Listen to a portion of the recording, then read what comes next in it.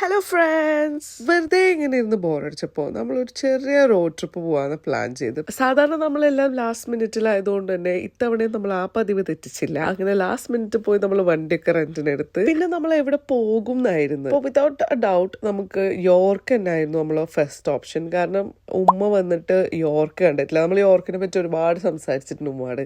അതായത് യോർക്ക് ഒരു അടിപൊളി പ്ലേസ് ആണ്, ഒരു ഓൾഡ് ടൗൺ ആണ്, നമുക്ക് എന്തായാലും ഒരു വർത്ത് വിസിറ്റ് ഉള്ള ഒരു സ്ഥലമാണ്. മാത്രല്ല നമ്മളുടെ വീട്ടിൽ നിന്ന് ഒരു 58 മിനിറ്റ്സ് ഡ്രൈവേ ഉണ്ടായിരുന്നുള്ളൂ. ഏതൊരു പ്ലേസ് വിസിറ്റ് ചെയ്യാൻ പോയാലും അവിടുത്തെ ഒരു ലാൻഡ് മാർക്കിൽ നിന്നിട്ട് നമ്മളൊരു ഫോട്ടോ എടുത്താലല്ലേ അതിലൊരു ഹൈലൈറ്റ് ഉണ്ടാവുള്ളൂ. നമ്മൾ ചൂസ് ചെയ്തത് യോർക്ക് മിൻസ്റ്റർ ആണ്. ഇത് അവിടെയുള്ള ഒരു കത്തീഡ്രൽ ആണ്. ഫോട്ടോസ് ഒക്കെ എടുത്ത് സെറ്റായി നല്ല ഹാപ്പി മൊമെന്റ്സ് ഒക്കെ ക്യാപ്ചർ ചെയ്ത് ഹാപ്പി മൊമെന്റ്സ് ഒക്കെ എടുത്തു കഴിഞ്ഞാൽ പിന്നെ നമ്മൾ നെക്സ്റ്റ് ഹാപ്പിനെസ് എന്താണ്? Of course food. എല്ലാവർക്കും വിശന്ന് തുടങ്ങി. യോർക്ക് ചെയ്യുമ്പോൾ ഇത് തുടങ്ങി അപ്പൊ തന്നെ ഉപ്പ പറഞ്ഞിട്ടുണ്ടായിരുന്നു എനിക്ക് വിശക്കുണ്ട്.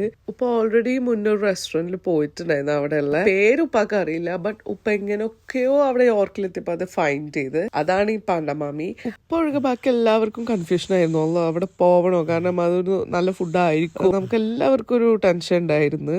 ഉപ്പാടെ ഈ ഒരു ഡിസിഷനിൽ നമ്മൾ ഒരുപാട് പിന്തിരിപ്പിക്കാൻ ശ്രമിച്ചെങ്കിലും നമ്മളെല്ലാവരും പരാജയപ്പെട്ട് ഫൈനലി നമ്മൾ അവിടെ തന്നെ പോവാൻ തീരുമാനിച്ചു. ഒരു ഹാലോവിൻ ഡെക്കോർ ആയിരുന്നു കേട്ടോ അവിടെ ഉണ്ടായിരുന്നത്. ബിക്കോസ് നമ്മൾ ഹാലോവിന്റെ ഒരു അടുത്ത ദിവസമാണ് അവിടെ പോയത്.